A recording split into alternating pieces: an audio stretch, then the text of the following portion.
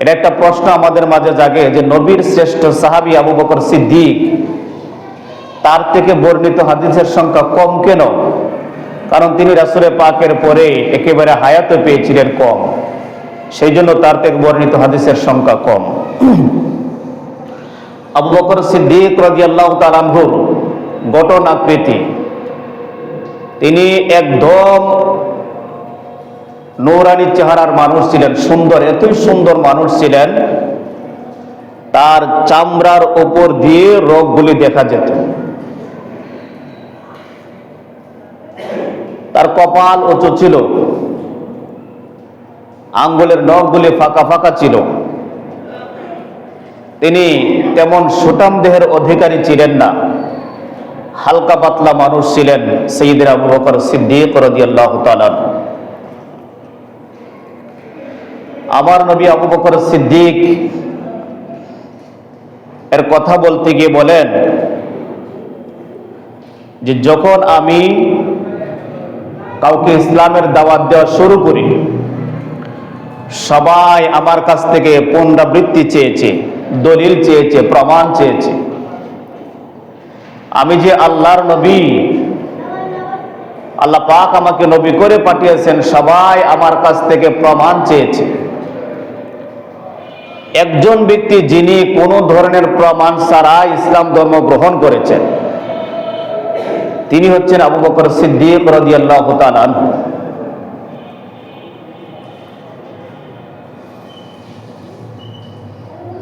এই আবু বকর সিদ্দিক এর শান মান এতই বেশি, নবী আমার বলেন আমার সাহাবায়ে কেরামের মধ্যে সবচেয়ে শ্রেষ্ঠ ব্যক্তি হচ্ছেন আবু বকর সিদ্দিক রাদিয়াল্লাহু তাআলা। ধারাবাহিকভাবে যদি বলতে যাই, এরপরে হযরতে ওমর ইবনে খাত্তাব রাদিয়াল্লাহু তাআলা, এরপরে হযরতে উসমান রাদিয়াল্লাহু তাআলা, এরপর হযরতে আলী রাদিয়াল্লাহু তাআলা, এরপরে আশারে মুবাশশারা, এরপরে মর্যাদাবান হচ্ছে যারা বদরের যুদ্ধে অংশগ্রহণ করেছেন সাহাবায়ে কেরাম, এরপরে মর্যাদাবান হচ্ছে যারা উহুদের যুদ্ধে অংশগ্রহণ করেছেন সাহাবায়ে কেরাম, এরপরে হচ্ছে অন্যান্য সাহাবায়ে কেরাম রাদিয়াল্লাহু তাআলা আনহুম। সবার চাইতে শ্রেষ্ঠ মর্যাদার অধিকারী আমার নবীর পরে সমস্ত উম্মতের উপরে যার নাম, তিনি হচ্ছেন সাইয়্যিদনা আবু বকর সিদ্দিক রাদিয়াল্লাহু তাআলা আনহু। আবু বকরের কিছু নাম আছে, তার একটা নাম হচ্ছে আতিক। আতিক মানে আতিক শব্দের অর্থ হচ্ছে মুক্তি। তো তিনি কিসের থেকে মুক্তি? আবু বকর সিদ্দিক রাদিয়াল্লাহু তাআলা আনহু তিনি জাহান্নাম থেকে মুক্তি। আমার নবী তাকে বলতেন তুমি আতিক। আতিক মানে জাহান্নাম থেকে মুক্তি। আবু বকর সিদ্দিককে নবীজি দুনিয়াতে থাকা অবস্থায় বলেছেন আমার আবু বকর জাহান্নাম থেকে মুক্তি। এই আবু বকর সিদ্দিক রাদিয়াল্লাহু তাআলা আনহু আমার নবী এদের শান মান আজমত ইজ্জত মর্যাদা এতই বেশি বর্ণনা করেছেন। আবু বকর সিদ্দিকের শানে আল্লাহ পাক কোরআন শরীফে একাধিক আয়াত নাজিল করেছেন।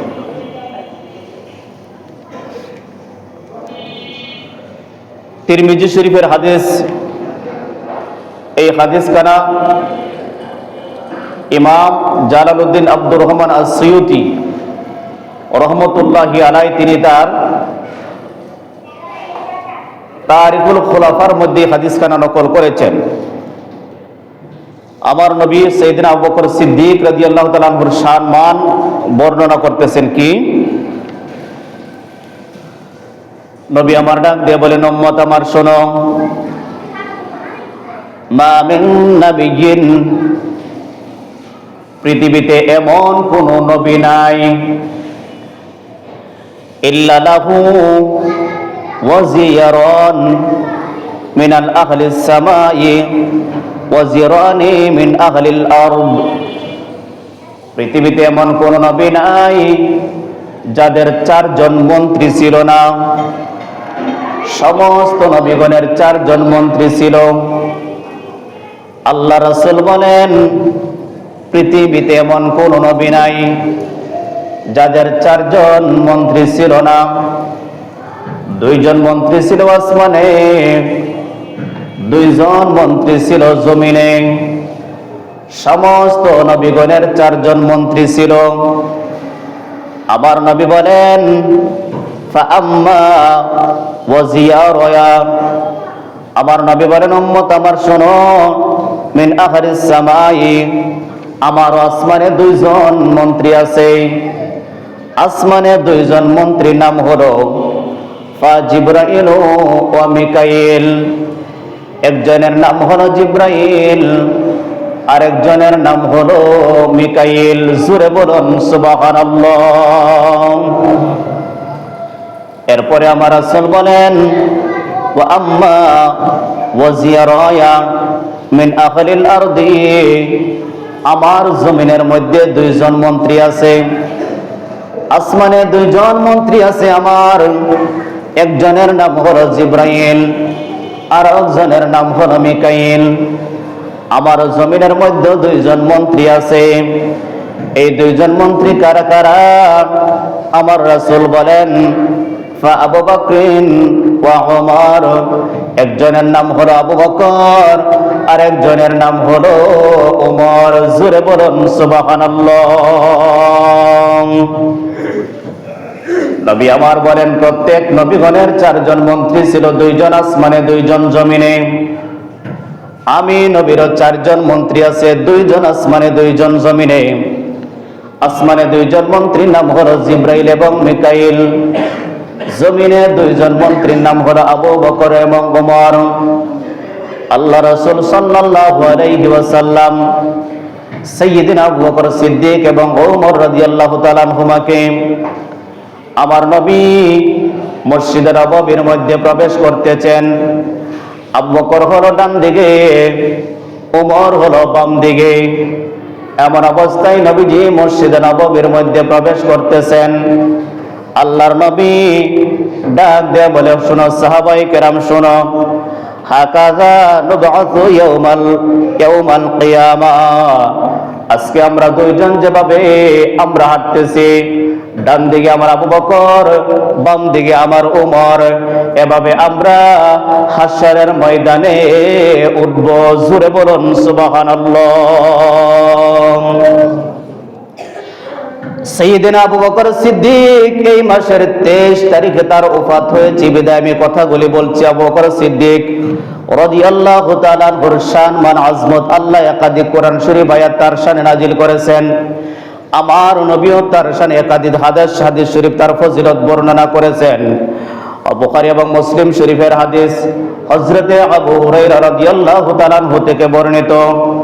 আল্লাহর নবী একদিন বলতেছেন, ও সাহাবায়ে কেরাম শোনো, কোন ব্যক্তি যদি উত্তম মানের 1 জোড়া জিনিস দান করে, ওই ব্যক্তিকে হাশরের ময়দান থেকে জান্নাতের সকল দরজা দিয়ে আহ্বান করা হবে, ডাকা হবে।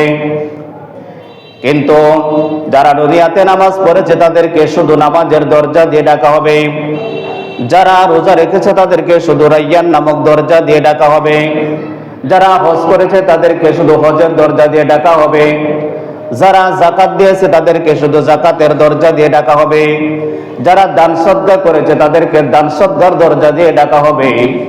আবু বকর সিদ্দিক রাদিয়াল্লাহু তাআলা প্রশ্ন করলেন, হুজুর, এমন কোন ব্যক্তি আছে কি যাকে সকল দরজা দিয়ে ডাকা হবে, আহ্বান করা হবে?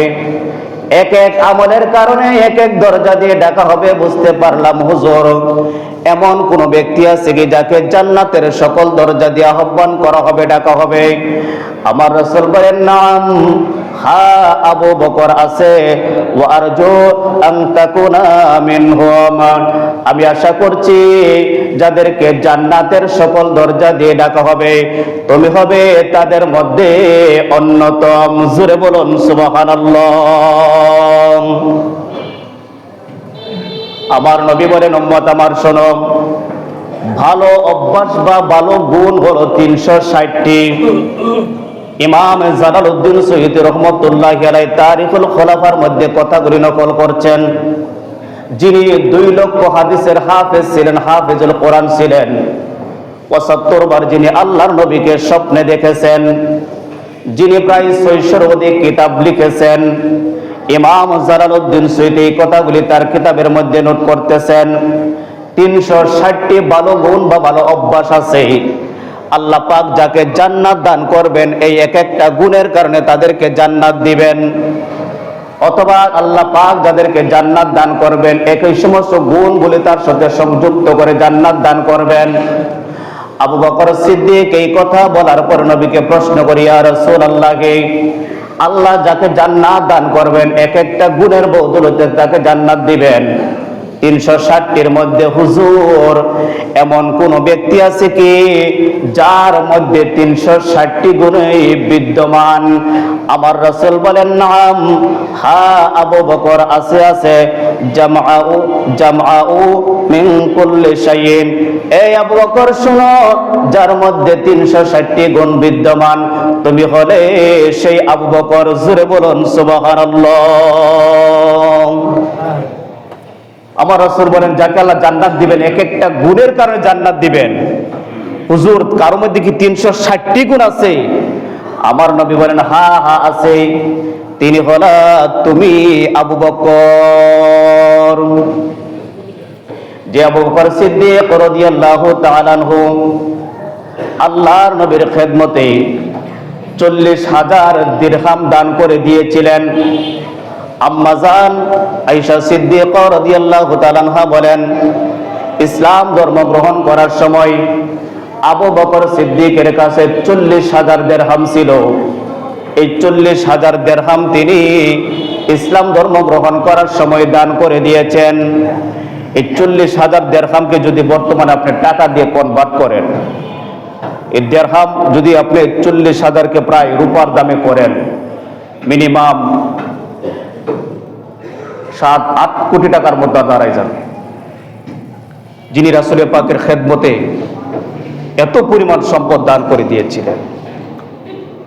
আমার নবী বলেন, আবু বকরের সম্পদ আমাকে যতটা উপকৃত করেছে, অন্য কারো সম্পদ আমাকে ততটা উপকৃত করে নাই।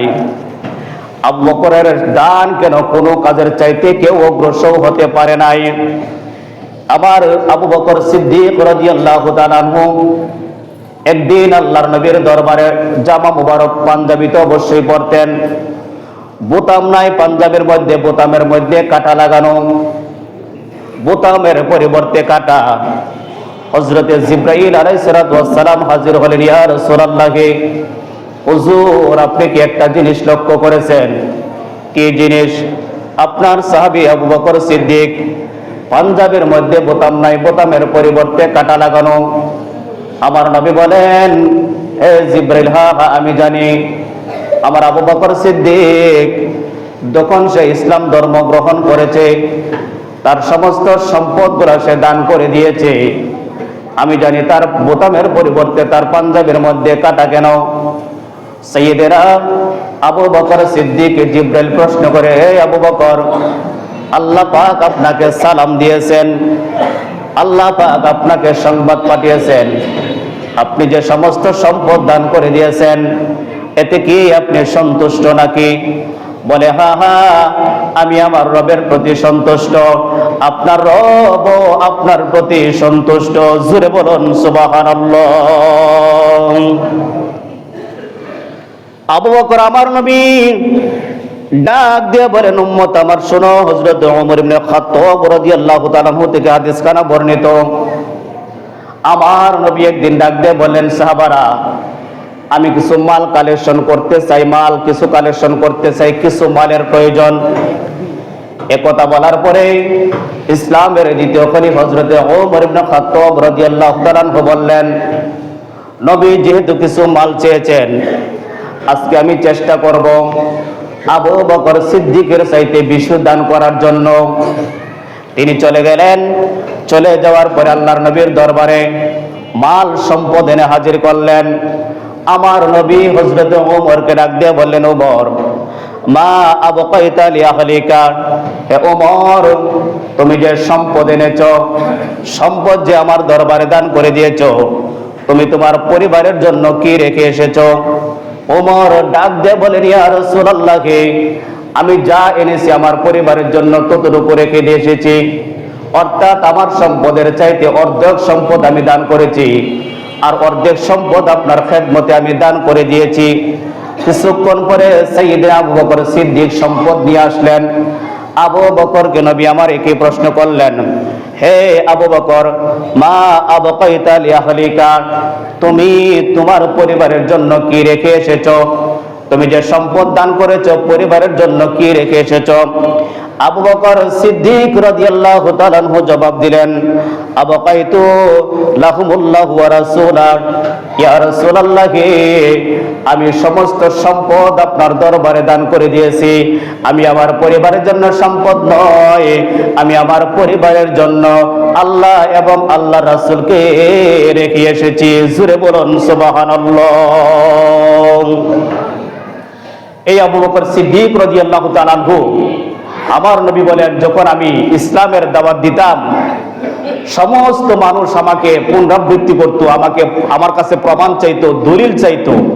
আমি যে আল্লাহ পাকের পক্ষ থেকে নবী হয়ে এসেছি, আমার কাছ থেকে প্রমাণ চাইতো, দলিল চাইতো।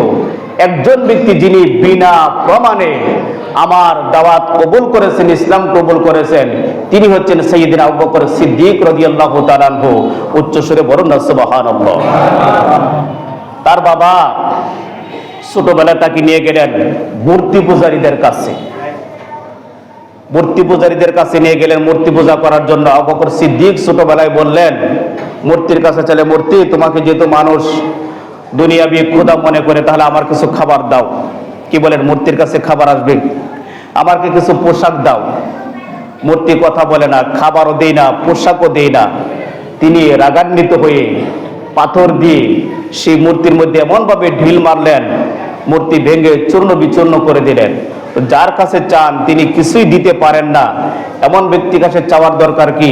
আবু বকর সিদ্দিক রাদিয়াল্লাহু তাআলা আনহুর বাবা তার সন্তানকে মায়ের কাছে যখন গেলেন, আহা, তোমার সন্তান তো আজকে সর্বনাশ করেছে, আমাকে তো মানুষ আজকে নিয়ে সমালোচনা করবে, কি পাথর দ্বারা মূর্তি ভেঙে দিয়েছে, তো আমি মূর্তি পূজারীদের কাছে কি জবাব দিব? বলে, আপনি সেটা বলছেন? আমি আবু বকর সিদ্দিক যখন আমার পেটের মধ্যে, আমার গর্ভের মধ্যে আমি যখন মূর্তি পূজারীদের কাছে যাইতাম, সে এমন ভাবে নাড়াচাড়া করত, আমি মূর্তি পূজারীদের কাছে গিয়ে স্থির থাকতে পারতাম না। অর্থাৎ মূর্তি পূজারীর কাছে চাইতে না পারে, কিছু বলতে না পারে, সে এমন ভাবে আমাকে ডিস্টার্ব করে দিত। অর্থাৎ জন্মলগ্নে থেকেই, পৃথিবীতে আসার আগেই আবু বকর সিদ্দিক রাদিয়াল্লাহু তাআলা আনহু যে খলিফা হবেন, সাহাবী হবেন, তার মাতৃগর্ভের মাধ্যমেই সেটার কিছু ইঙ্গিত পাওয়া গেছে। জোরে বলুন না সুবহানাল্লাহ। হযরতে নূহ আলাইহিস সালাম যখন নৌকা নির্মাণ করেন, 1,24,000 তক্তা দিয়ে যখন নৌকা বানালেন, নৌকা বানানোর পরেই কি 4টি তক্তার অভাব হয়েছিল। সেই 4টি তক্তা নূহ আলাইহিস সালাম তার সন্তানদেরকে বলেছিলেন, বাবা সন্তানদেরকে বলেছিলেন, তোমরা একটা গাছ নিয়ে আসো। ফোরাত নদীর পারে একটা গাছ আছে, জিবরাইল সালামের নির্দেশে বলেছিলেন, ওই গাছটা দিয়ে আপনি 4টি তক্তা পূর্ণ করেন। সন্তানরা বলেছিলেন, আমরা তো দুধরে যেতে পারবো না, উজ নামে একজন ব্যক্তি আছে, সে বড় শক্তিশালী, তাকে দিয়ে গাছটা আনান। উজ বললেন, ঠিক আছে, আমি যাইতে পারি, আমার একটা শর্ত আছে, আমাকে এক বেলা পেট ভরে খাবার দিতে হবে। কি দিতে হবে? এক বেলা পেট ভরে খাবার দিতে হবে। আমরা গ্রামের বাসায় সহজে যেটা বুঝি, পেটে ভাতে কাজ করা আর কি, কোনো টাকা পয়সা নেই। ঠিক আছে, এক বেলা খাবার দিব। তিনি সেখান থেকে নিয়ে আসলেন, 4টি তক্তা করলেন। সেই 4টি তক্তার মধ্যে নবীজির শ্রেষ্ঠ 4জন সাহাবী আবু বকর, ওমর, ওসমান, আলী রাদিয়াল্লাহু তাআলা আনহুম, তাদের নাম লেখা ছিল। এই 4জন ব্যক্তি যে খলিফা হবেন, সাহাবী হবেন, এটা সেই নূহ আলাইহিস সালামের নৌকা তৈরির সময় সেই 4জন সাহাবীর নাম সেখানে পর্যন্ত লিপিবদ্ধ হয়েছিল। তিনি তক্তা নিয়ে আসলেন, খাবার চাইলেন, খাবার দিলেন, মাত্র 3টা। ওই উজ নামক ব্যক্তির এক বেলা খাবার লাগে 12,000 রুটি। কত? 12,000 রুটি। হেই বেটার সামনে দিলেন মাত্র 3টা রুটি। আপনি এটা কি দিলেন? বলে, রুটি দিছে, আমার এক বেলা খাবার লাগে 12,000, আপনি দিলেন 3টা। আর কি 3টা? তুমি খাইতে থাকো। তো তোমার কাজ তো হচ্ছে পেট ভরে আহার করা, যতক্ষণ পর্যন্ত খাইবে ততক্ষণ পর্যন্ত দিতেই থাকবো। তবে শর্ত হচ্ছে, শুনো, যখন তুমি খাবার গ্রহণ করবে বিসমিল্লাহ বলে খাবার গ্রহণ করিও। বিসমিল্লাহ বলে যখন খাবার শুরু করলেন, একটা রুটি খেলেন, আরেকটার অর্ধেকটা খাওয়ার পরে বললেন, জীবনে কত খাবার খেলাম, আজকের মতো পেট ভরে কোনোদিন খেতে পারি নাই। কিসের বরকতে? বিসমিল্লাহর বরকতে। সেই জন্য আমরা দেখবেন অনেক সময় ভালো খাবার পাইলে বিসমিল্লাহ তো মনে তাকেই না, কখন খাওয়ান শুরু করে দিব আমাদের কোনো খেয়ালে নাই। যেই খাবারে বিসমিল্লাহ বলা হয় না, সেই খাবারে শয়তান শরীক হয়ে যায়। সেই জন্য আমরা যেন খাবার আগে অন্তত বিসমিল্লাহ বলে খাবার শুরু করি। আল্লাহ পাক আমাদের জীবনকে আবু বকর সিদ্দিক রাদিয়াল্লাহু তাআলা আনহুর অনুকরণ করে যেন আমাদের জীবনকে পরিচালনা করতে পারি, সেই তৌফিক আল্লাহ পাক আমাদের সবাইকে দান করুক। আমরা সকলে বলি আল্লাহুম্মা আমিন।